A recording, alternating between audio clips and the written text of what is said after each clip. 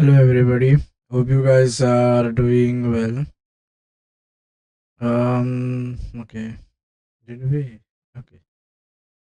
Now, so in the previous chapters or in the previous lectures, we have learned about um,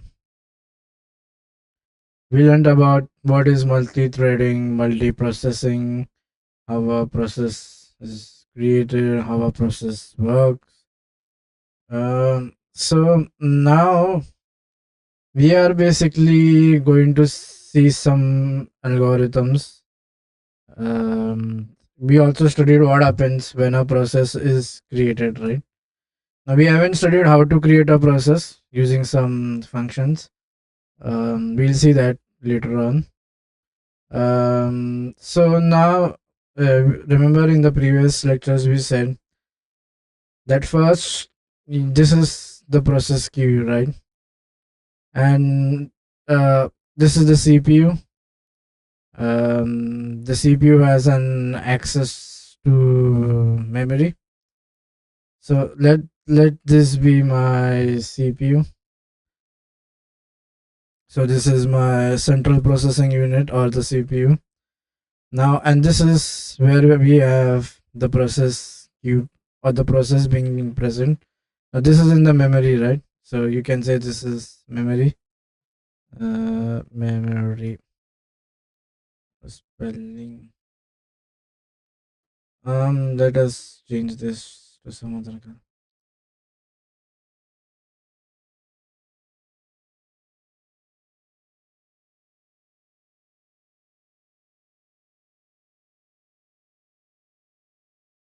Okay, so uh, this is my CPU, right? So now this has to access the memory, and now in memory I have processes present. Now the job of putting the process from the memory to the CPU, this job is done by the operating system.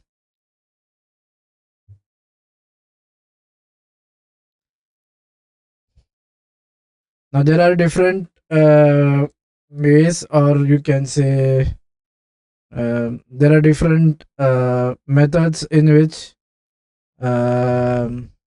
operating systems can do this. Uh, so there are different types of mechanisms or different types of.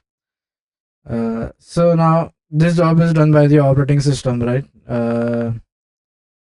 This job of putting the data from memory to the CPU. This is done by the OS, right? Now we need to understand, like there has to be certain method or certain rules on which this operating system will take the process in the memory and pass it to the CPU. Now remember, here we are talking about the process. We are not talking about the program, right? The program has been already converted to the machine code by there will be an engine which is present in that language. The language will convert the job of the I say the job of the job of the engine is basically to um, convert that machine code language to JavaScript language, right? Sorry, basically the I said the other way around. The job of that that engine will be to convert whatever programming language we have written, and it will convert that into a machine code. And this one and zeros will be then present. So when it is ready, a process will be created, and then you will have that process. Now that process will have different regions, right? So one of the regions that is like a PC, a program counter, which will basically contain the instruction of the next. Remember that is stored in the memory. The machine code is present here. This is the machine code, right? This is in the secondary memory. So I have machine code over here. I can say machine code. Remember, this is going to be reside in the secondary memory, or you can say the HDDs or HDDs, whatever, however you are using.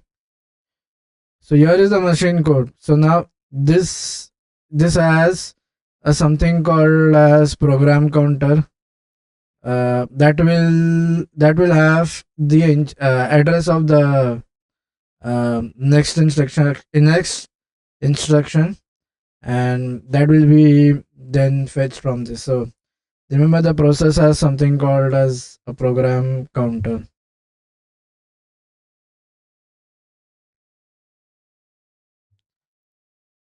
Okay, so now once we are in process, now there has to be some algorithm based on which you are going to put this process into the CPU, right? It's ultimately the job or the role of executing is ultimately with the CPU. It's the responsibility of the CPU to give it time slot, and it will make a switch after a certain period of time because we want to do multitasking. We are forcefully switching it from one part to the from one process to the another. So that is something that CPU will do. Now there will not be one processor, right? There will be many processes. Now which process should get what, how much time for the CPU, that is determined by the operating system. Now the operating system will determine that based on an algorithm, and that algorithm is based on certain algorithm or certain code, right? You need certain way. So that is when we say by scheduling or CPU scheduling. The CPU this is basics is of the basis of a multi. Now remember, we are doing multi-programming, right? We don't want one process to be run. By switching the CPU, the operating system can make the computer more productive. Now, so then what we are going to study is we are going to study several CPU scheduling algorithms. Now, now, now the process scheduling and thread scheduling are, this is nothing but process scheduling or thread scheduling. We use process scheduling and discuss general scheduling concepts and thread scheduling to thread specific ideas. Okay. Now, so let's see. Now, when there's a single CPU, only one process can run at a time, right? So others must wait until CPU's current process or the CPU's core is free, and then you can reschedule. Now, the objective of multi-programming is to have, so the objective of multi-programming is to have the CPU running, to have one or another process be present over here so that we are maximizing CPU utilization. This idea is relatively simple. A process is executed uh, until it must either wait for an IO operation, or it should wait for completion. Now, in simpler computer system, the CPU will then just sit idle. Now, okay, so now what are we trying to gain over here? So what is he saying is, now when you have one single CPU, what you will do is we want, our goal is to maximize CPU utilization. The CPU should be busy. So what we will do is we will load in a process and we will either wait for its completion, or what we will do is we'll either wait until it is completed. Only then we can take it out. From the one approach will be to wait until that complete process is executed. Then we say that the CPU utilization is 100%, right? But what if in between we need to perform an IO? Now, whenever we get an IO, just remember CPU will have to wait for that IO operation to be done. Now, during this period, the CPU time is getting wasted, right? When we are waiting for the IO to happen. So, this is a very bad approach. So, hence, we need to do some kind of scheduling, or we need to do something so that we can achieve 100% CPU utilization. Now, CPU IO burst cycle. Now, the success of CPU scheduling depends upon and observe property of process. Process execution consists of a cycle of CPU execution and IO wait. Now processes alternate between the two states. Process executing begins within the CPU burst that is followed by an IO burst. Okay, this is now CPU schedule. Now whenever the CPU becomes idle, the OS must select another process and put it in the CPU. Now this selection process is carried out by the CPU scheduler, which selects a process from the process and memory that are ready to execute and allocate the CPU to the process. Now note that the radio queue is not necessarily a first in first out queue. We shall see when we consider various. Okay, so now this is what we are in the radio queue, right? This is just we are present in the radio queue. So we want this CPU utilization. CPU should not wait anything. If there is an IO, you take that process outside, put it somewhere else, and let the CPU be running.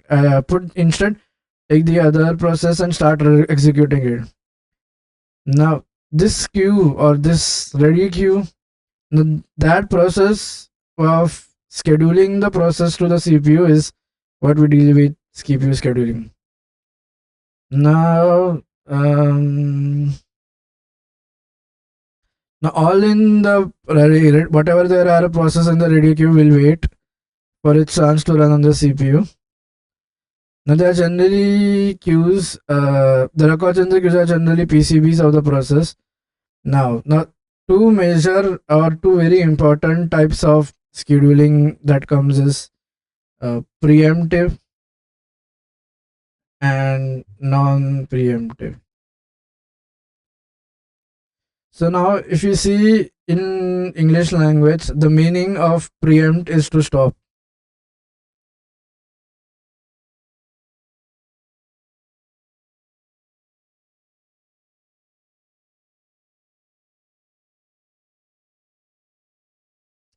Not so scheduling algorithms are broadly classified as preemptive and non-preemptive.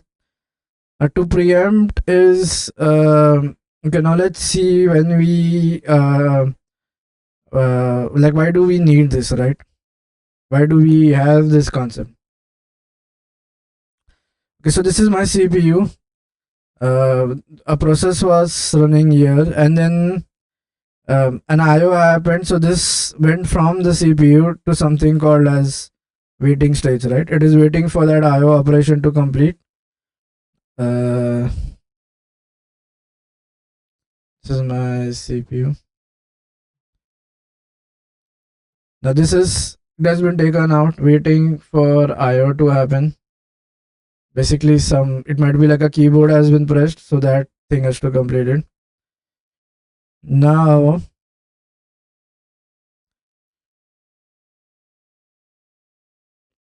once this process is in the waiting state, it will wait for it to complete. Remember, CPU has the access to the ready queue, right? So this CPU has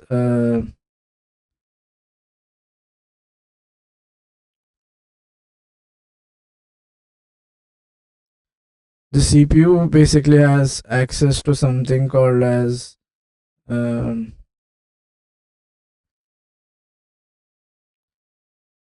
this is ready queue.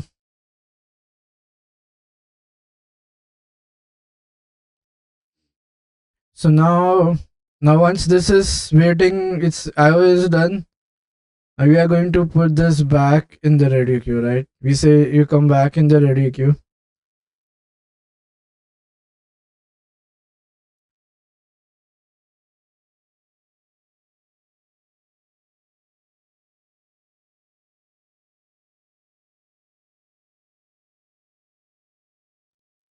Now this process wherein we have wherein we switch the CPU from the running to the wait state is something called as non-preemptive. So non-preemptive is basically uh, um, we are basically stopping the execution over here and then this goes to the wait cycle, and we wait it for it we wait for the IO to be done, and then again we push it back to the radio queue. This is non-preemptive. Now, in other circumstance, what would to preempt is basically, so let's see the meaning of preemptive. Okay.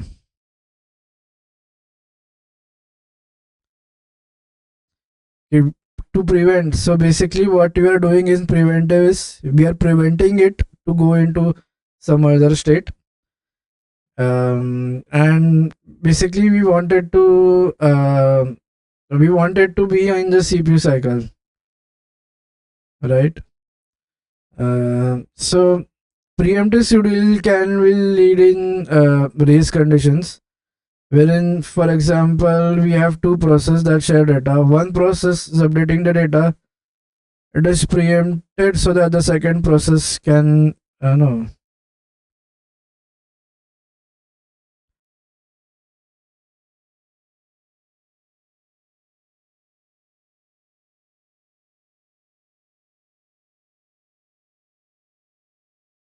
So this is cooperative, right? We are going from the CPU to wait, and then from okay. So a CPU scheduling decision may take place under the four circumstances. First is when a process, so yeah, process switches from CPU to the waiting state, and then on our request or an invocation. When the process switches from running state to the ready state, or when a process switches from waiting state to the ready state, when the process terminates.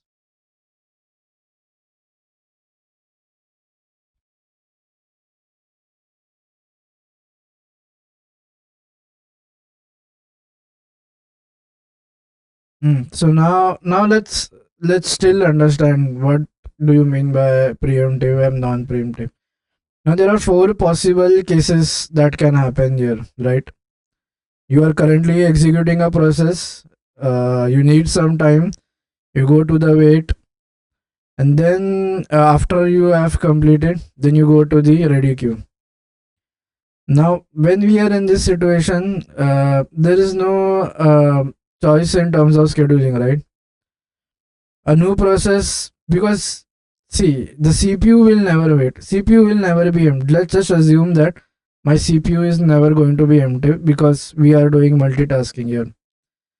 So then instead what it will do is it will start executing the next process. But um,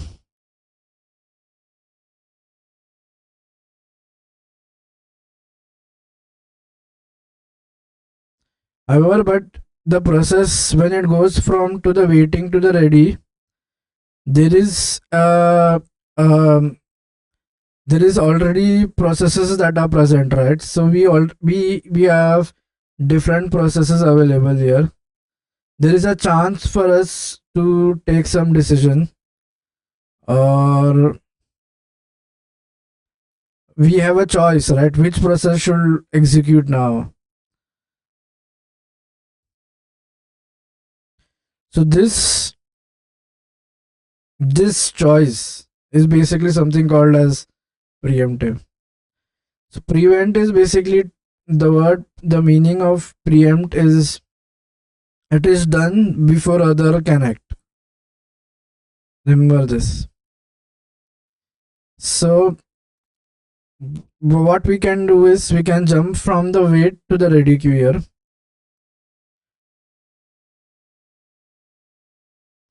But when uh,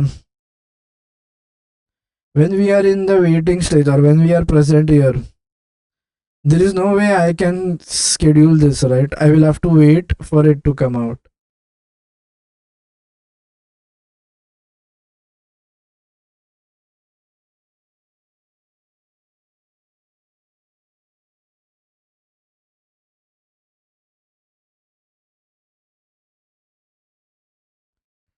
Mm. So this process, when we are in the ready state, and when we are in the ready, when we can jump from our wait to the ready queue, then there will be a choice, right? Which process, okay, so which process should I execute? We can make that choice over here.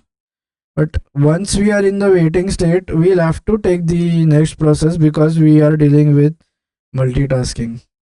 The next process will already be lined up here. Now, this meaning is basically something what we say as preemptive. This ability to choose is preemptive.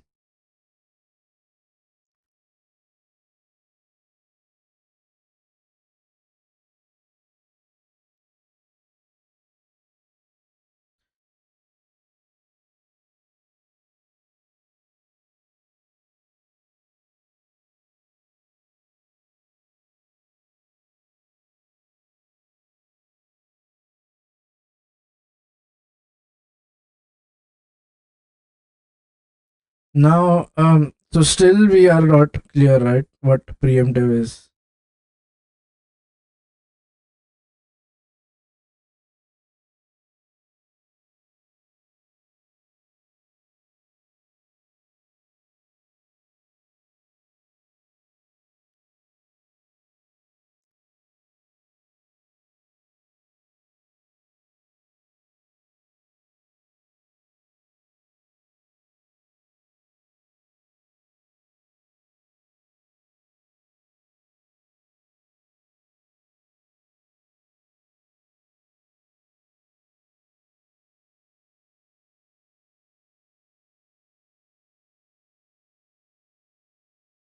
Now, what if during this execution time we get an interrupt? So basically, we are going to say, or we are going to forcibly stop it.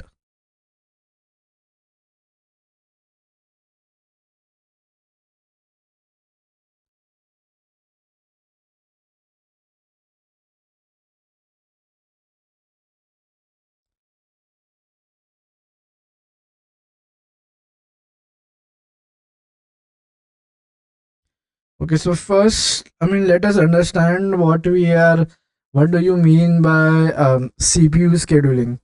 So when we said previously that we are dealing with what algorithm or what method will the CPU will use to schedule or to have a process running on the CPU. Like remember, we are not deciding the algorithm which will put the process from year to year. We are basically designing something which designing an algorithm in such a way that my CPU time should be maximum, right? And we don't want so like we don't want our CPU to be idle is what we think is what our main goal is. Now then we have something called as preemptive and non-preemptive. So non-preemptive, what happened is the CPU goes to the in non-preemptive, what happens is now the next what will happen is when an interrupt occurs, that will be moved to the wait, or it will wait for the IO to get complete, right? Now, but this process is still going to retain the control. That means it will come from the wait state to the CPU state directly. There is no the CPU will remain idle for some amount of time until the CPU will have the control until we are terminating the process, or we are waiting for the IO to complete.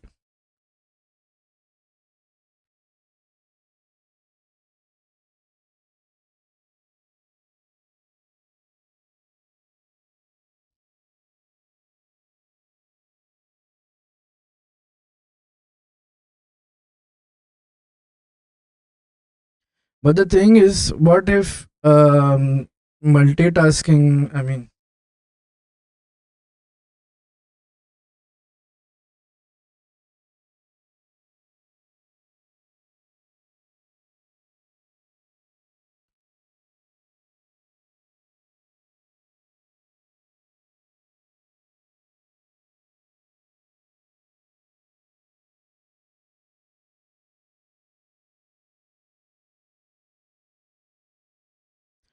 mm.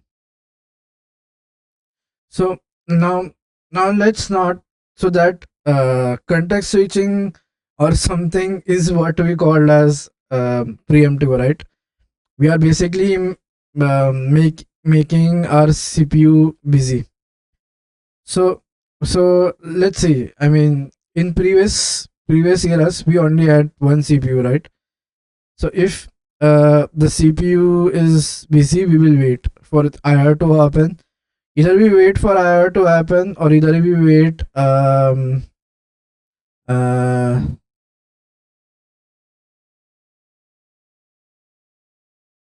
like we cannot. So either we wait for the IO to happen, or either we wait for the process to terminate. Only then my CPU will become free.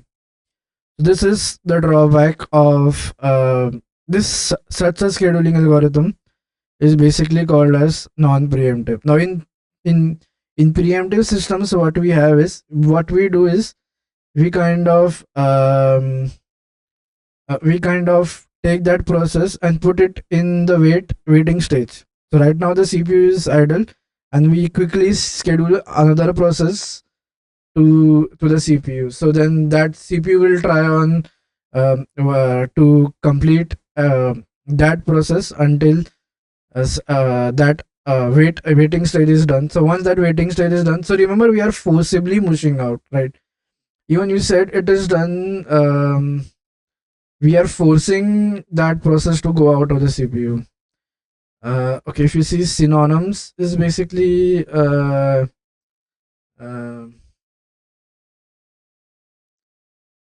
synonym.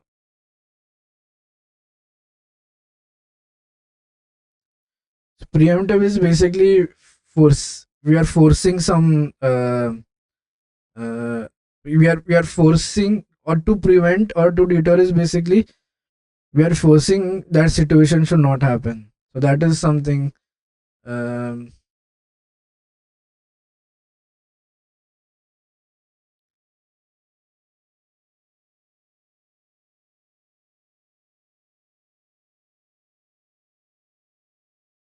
so basically, that is what we mean in preemptive is we are preventing. We said it is prevent, right? To prevent. So what are we preventing here? We are preventing the wastage of CPU. If you see it in that sense, remember in non-preemptive there is no this waiting queue. Let me get rid of this. Wait.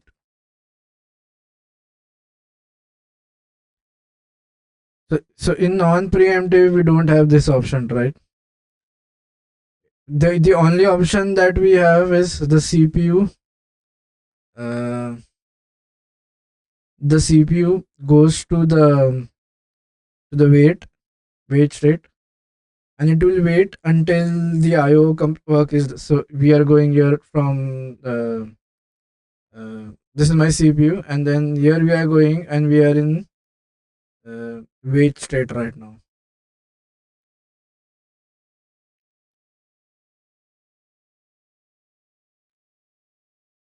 So basically, we are waiting until that time. There is no there is no ready queue of any sort, right? The CPU cannot go to this ready queue where whatever it's present. Like once the process, or we can say the CPU is still busy, it will wait for that um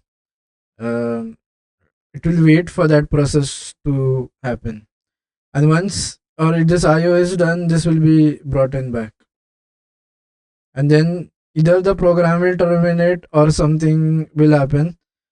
Only then the CPU will be freed out. this is in non-preemptive, right? We are not preventing uh, that that issue where the CPU is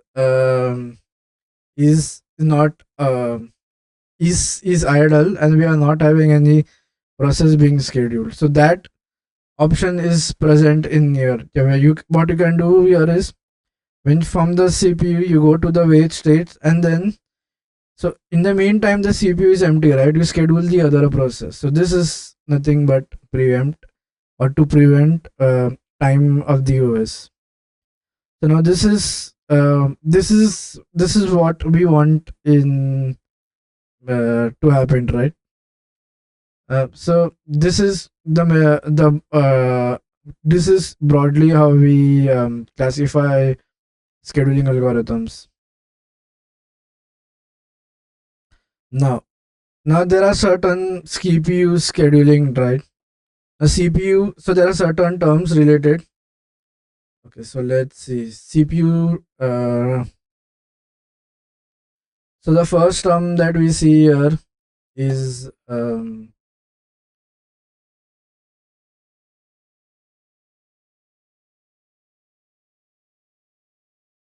the first term that we see is something called as CPU utilization. Now it says it's a percentage, indicates how much time the CPU utilization indicates how much time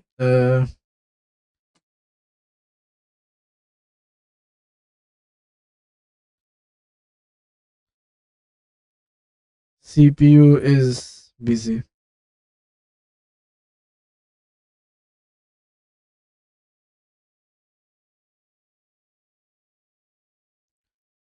Then we have one more term called as throughput.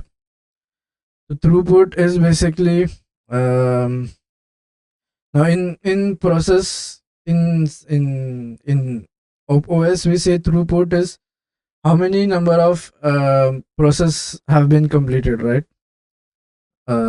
So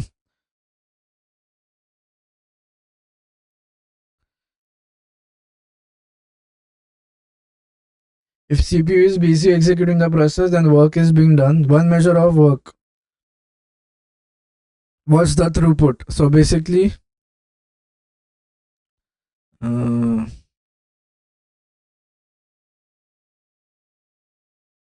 throughput is how much CPU utilization is how much time the CPU is busy, and then throughput is so through, throughput is when CPU is busy executing.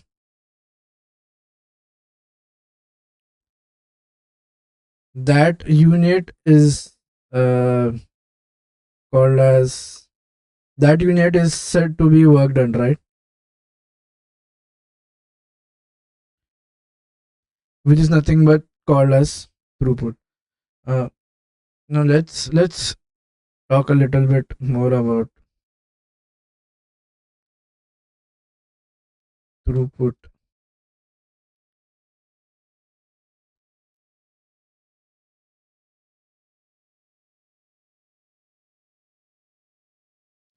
For example, if you are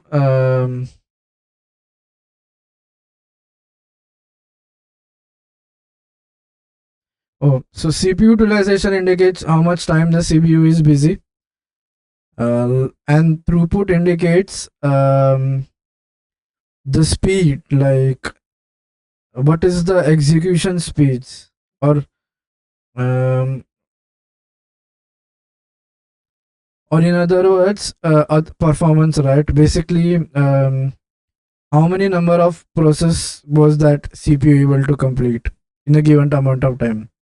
So if it's complete, for example, when we say in production, number of units produced within a specific time, right? So again, throughput is basically a number of processes executed by, or you can say, in a specific time,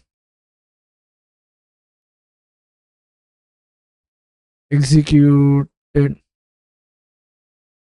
by the CPU in a specific time. This is basically the amount of This refers to the amount of work, right?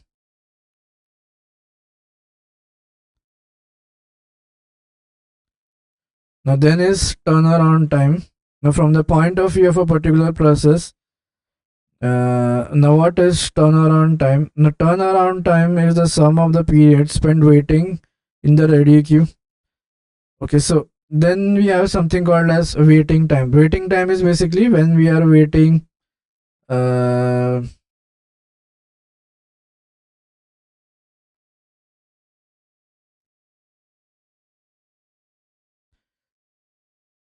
so now what are we? What do we mean by waiting, right? When we say waiting time, remember we are not measuring the time taken for it to do the IO, right? Because uh, this is not going to affect the CPU scheduling, right? I mean, how it's not related to anything to scheduling, right? A waiting time is basically the time that the process has to wait in the ready queue. Like time for the process uh,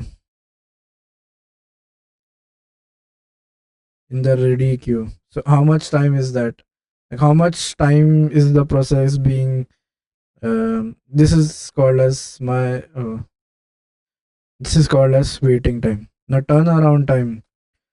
Now the uh, turnaround time is basically general considered total, right? So basically, for example, if I have a process and a memory, sorry, and a so let this be bigger, bigger. Let this be. So turnaround on time is this total time, right? From the time it was picked from here by the uh, by the scheduler, by the scheduler and put in the CPU, and then the time taken to complete the or execute it is basically the total time to work with it. It's basically the turnaround time, right? Basically the time taken till we have it in the ready queue and the time taken to completely work on it, that is my turnaround time. So like the total time is turnaround time is basically the total, right? This is the total time that needs to be worked.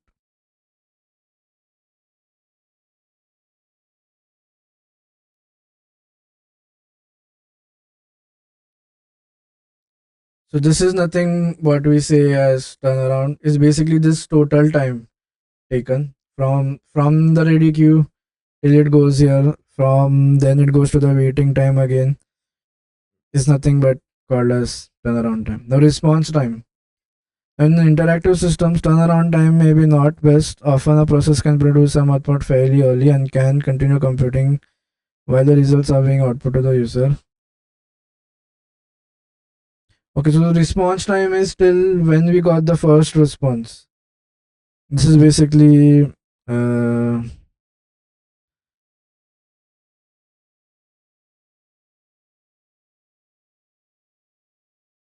so when we submitted from the radio queue to the CPU and we got a the first response is basically something what we call as response time. Let's go through them again.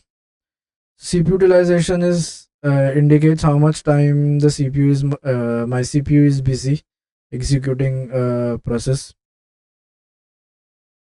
Throughput is basically how many processes have been executed by the CPU, or if you say how many units have been produced by a manufacturing company in a given amount of time is throughput.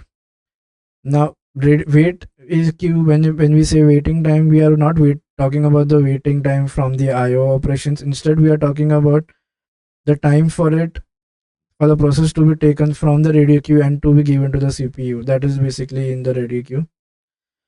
Now, turnaround time is basically a total time from the radio queue till the process execution is that time. Now, response time is basically when we get the first output is basically called as response time.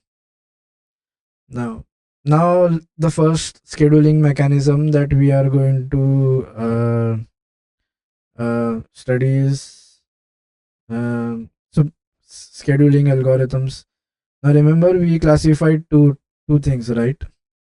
Preemptive and non-preemptive. So more a broader way they are classified as uh, preemptive, and the other one is the okay, paste it, and then let's no, have this.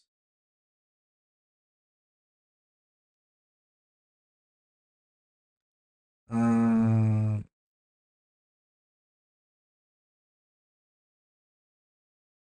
no, not reorder. We need to uh, arrange.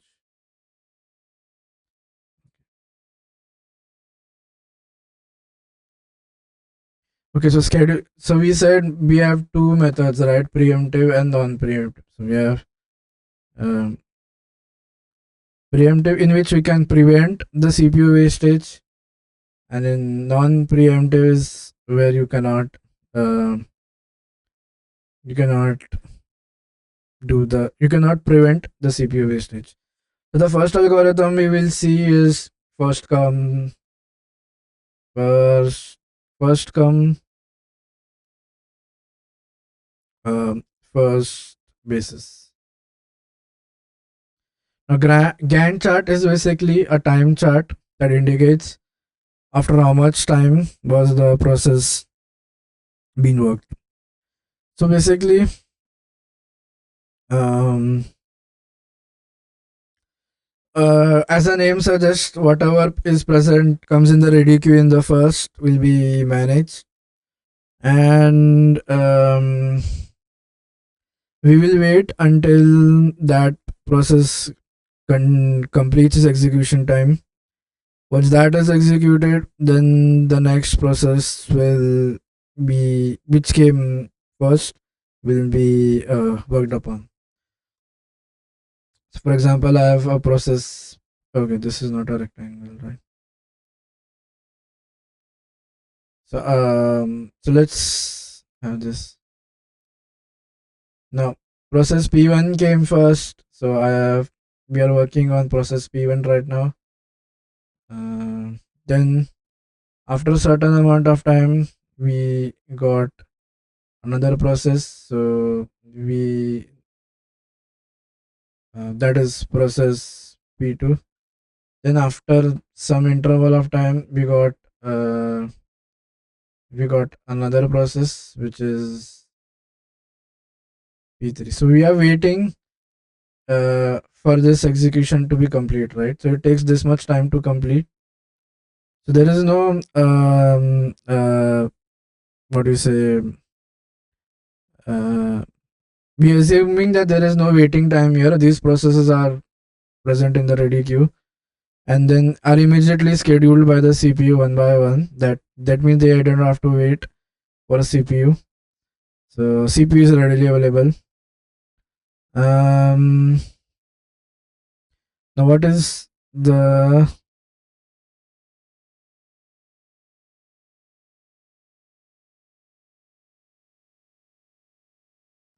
okay? So for so the oh no no yeah, I take my words. For the first process, there will be no waiting time, right? Because this is the first one, so it will directly go to the CPU.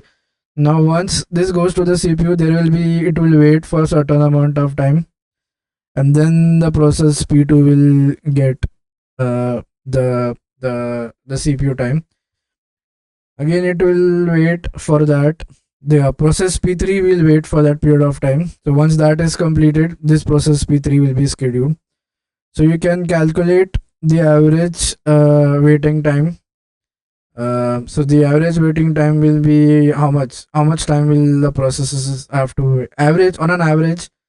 What will be the average? So it will be addition of all the process and divided by the number of process. So on an average, each process has to wait for 3 milliseconds. Now, this reduction is substantial. The average waiting time is generally not minimal. It may vary substantially, right? Because we don't know how much time this is going to work. And then we have the other approach we have is shortest job first scheduling. This algorithm associates with each process uh, the length of the process next CPU burst. When the CPU is available, it is assigned to the process. Okay, so let's see. Um,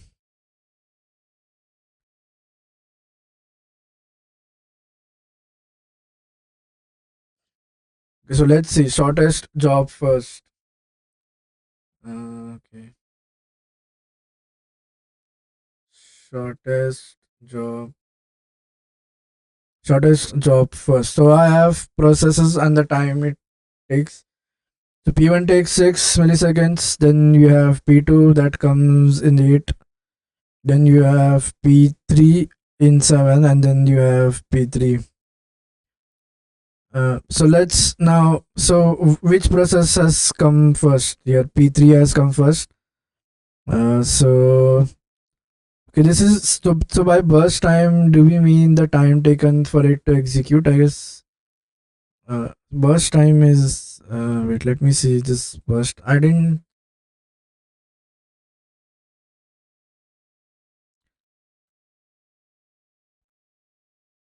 I guess it is the time taken. Yeah, this is basically the time taken by the CPU to complete its working. How much time is the CPU going to take to complete? Okay, so now in shortest job first, what we are going to compare is which process needs how much time to. So let's have this and let's try to paste. I don't know if it is. Oh yeah. So this is my burst time. This is the process.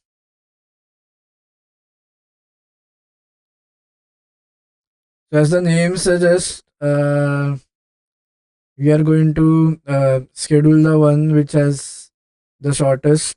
The way it will be scheduled is you do the shortest, schedule the shortest one first. So okay, no, what did I do? We are going to schedule the shortest one first, right?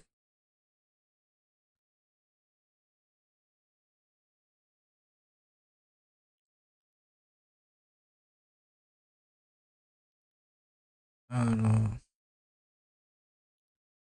yeah. So basically, we are going to schedule the shortest one first. The moment I click it, it happens. See, now it is gone again. This is so assume like just have this thing placed over here. So now this is the burst time. Okay, so now this is taking 6 milliseconds. This is 8. This is 7. This is it. Remember, this is the smallest burst time, right? So first this will be executed. Now we have these three processes, right? Out of these three processes, which has the second smallest is P1. Then again, out of that, which is the next smallest, then is P3. Then we have at last P8. Now, what if we have two processes that have the same time to execute? Remember, then in case of tie, we follow first come first. So whatever came first, we are going to follow that. Okay, now so again,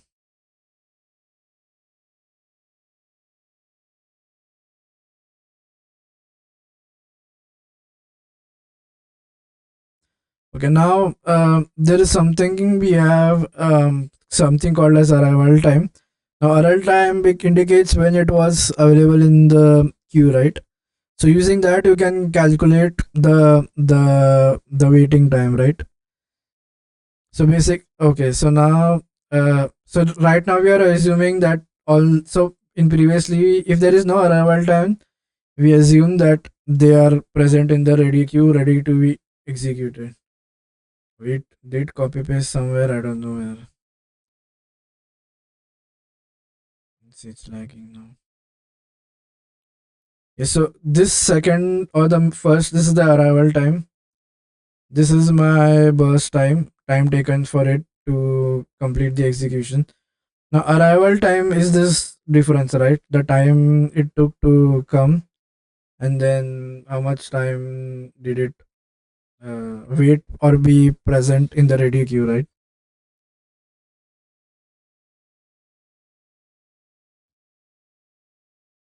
So the way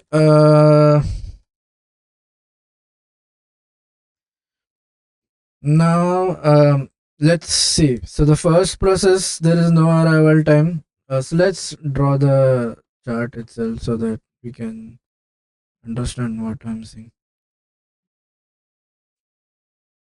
So this is at time slice 0. At 0, P1 came in, and so this is, we are in the ready queue. We haven't gone yet. So P1 came here, arrival time. This is the ready queue. Then then uh, after how many millisecond? So after 1 millisecond, we got P2. So this is my one. So after 1 millisecond, we got P2. That's another. Then after how many? So after, okay, then P3 came after 2, right? In the ready queue. So I have uh, this is about my ready queue, right?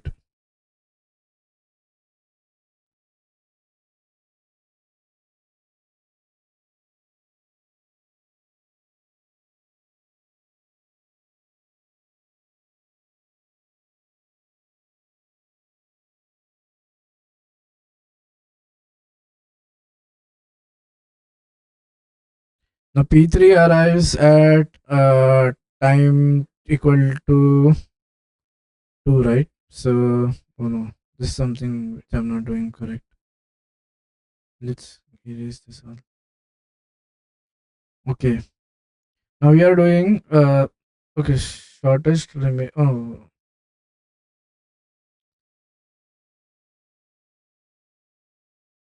okay. So now there is one more algorithm called as okay. Now this is the non-preemptive version, right? There is no this is the non-preemptive version, right? You can't wait over here. Now the preemptive or the preemptive version of shortest job first is basically called as shortest remaining time. So you have something called as shortest remaining. Now how does this work?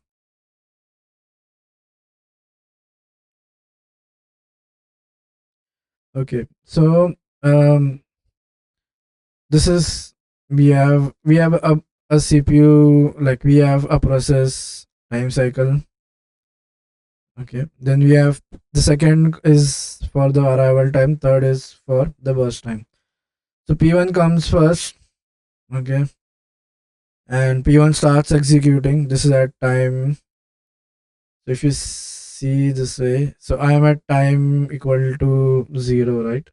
P1 is working over here. Okay, so let's P1 already in motion.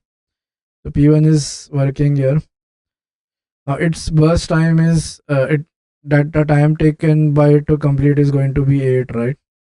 After 1 millisecond, we have process P2 coming in, right? So let's, no, yeah. This is process P2 which comes in at 1 millisecond. So now remember, this will change, right? The reason why this will change is it has already executed for 1 millisecond, right? So right now, then the remaining time will be 7 millisecond. Now P1 starts here, and now you have P2 being worked upon. We are working on P2 right now. Now so then we have 1 second, then we have 2 seconds. So at 2 second, I have P3 coming in. Uh, so I have two.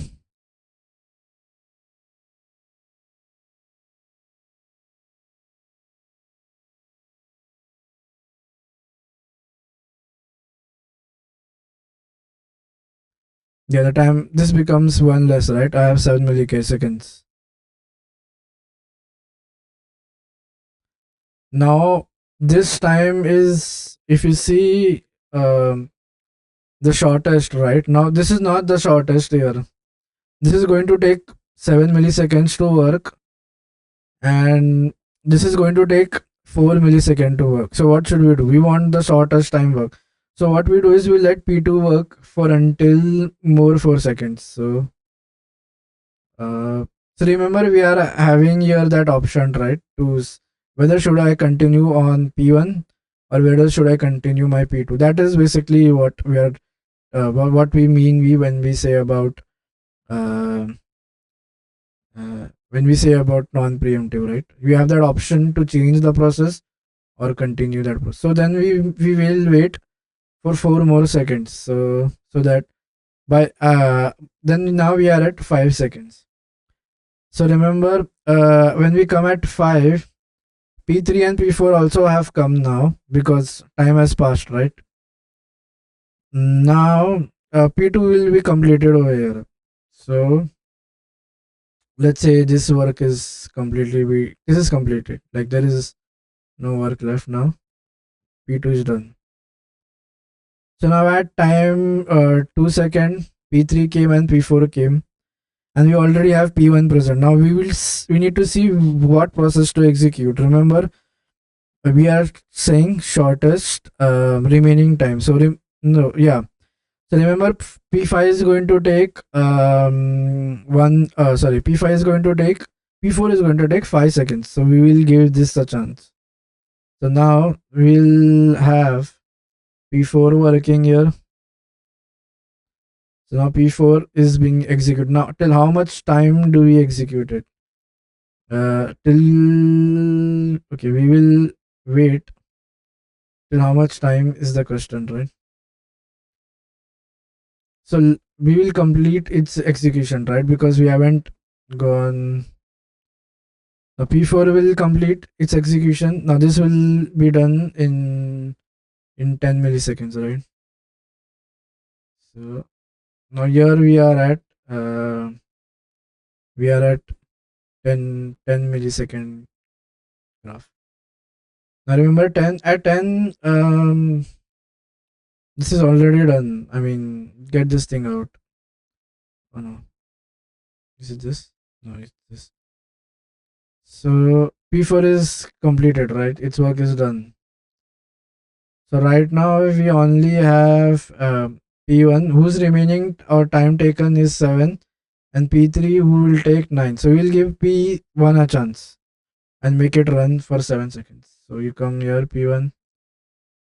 Uh,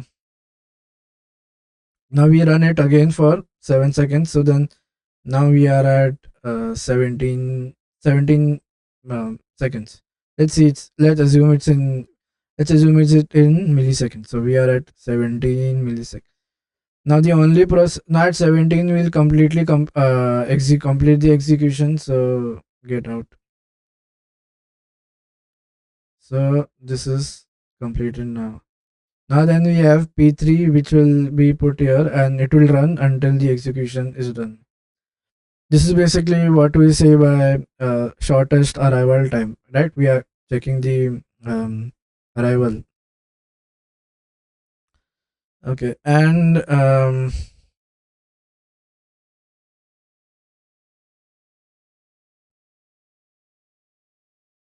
so at each time instant, basically what you are checking is, do we have a shortest process? Do we have a process that is going to take shortest time to complete? If so, give that priority and put this in the waiting stage, and let it.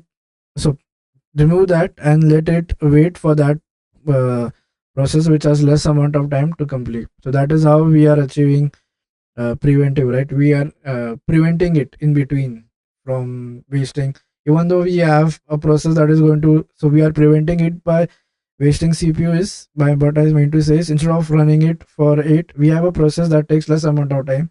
So you put this in the waiting stage and get that process work done.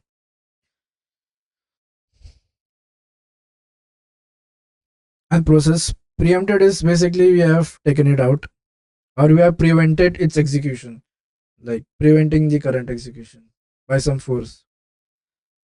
The process P2 is scheduled. Okay, the average waiting time for this example. So now we need to calculate how much time uh, does the process need to wait. So process again, it is calculated as the arrival time and the time it took to complete, right?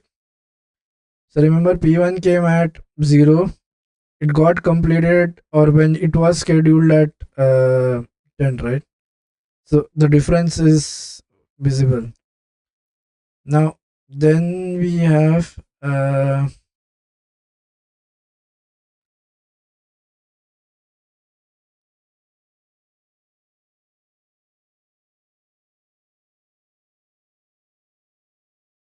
how much time did each process wait. That is what we want to check,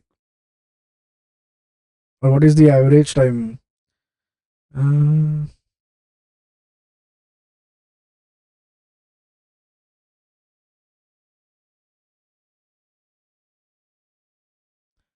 hmm how is he calculating this average time? Wait, why has he taken, so now how should we calculate the average waiting time for a process to completely execute?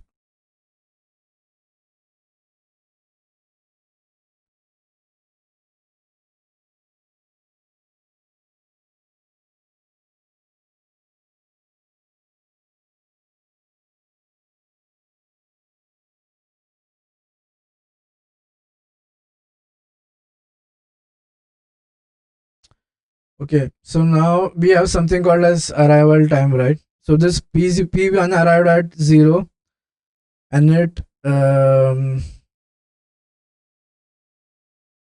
ran for 1, right? So uh, it's getting again the cycle at 10.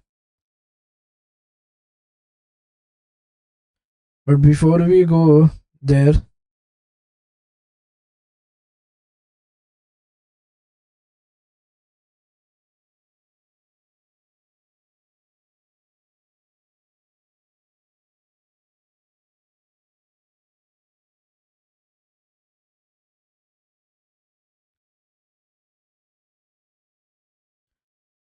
waiting time is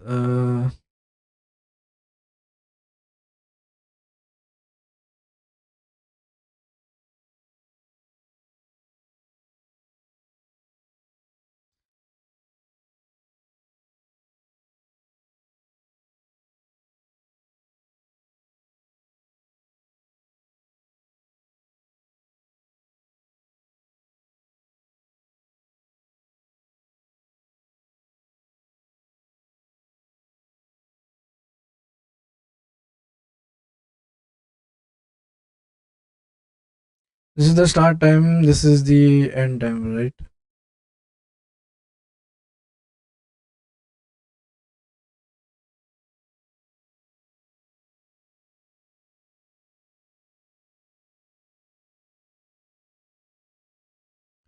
So for my shortest remaining job, so I started this as 0, it ran for 1.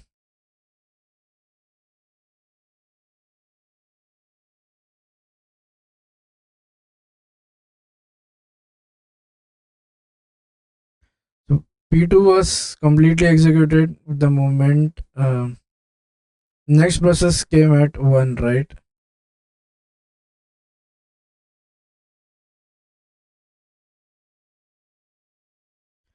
So 1 millisecond has passed here. P4 is already comes in and gets worked upon. P4 comes in at 3, right? When P2 was already working.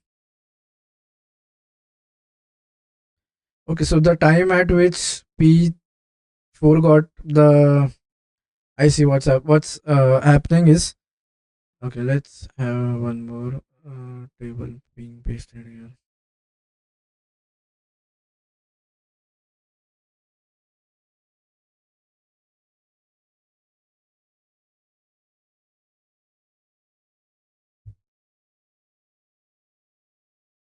Oh, I see what he has done. I remember waiting time, we says time for which the process comes back in the ready queue again and waits right there for the CPU execution to happen. Is that the correct definition? So the time it spends in waiting in the ready queue,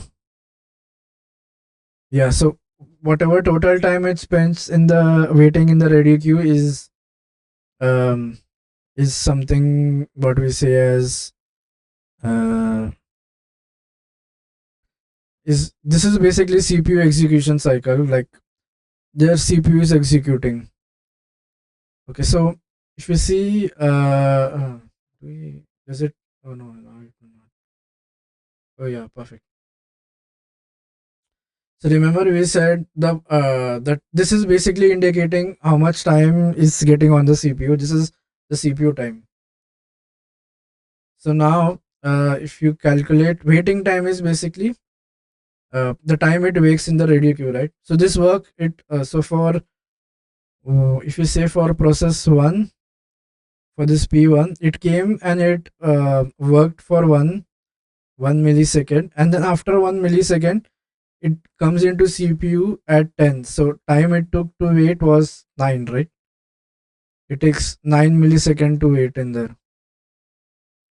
And then we have process P2. Process P2 came at 1. Uh, Process P2 arrival time is 1, came at 1. So time taken to is basically 0, right?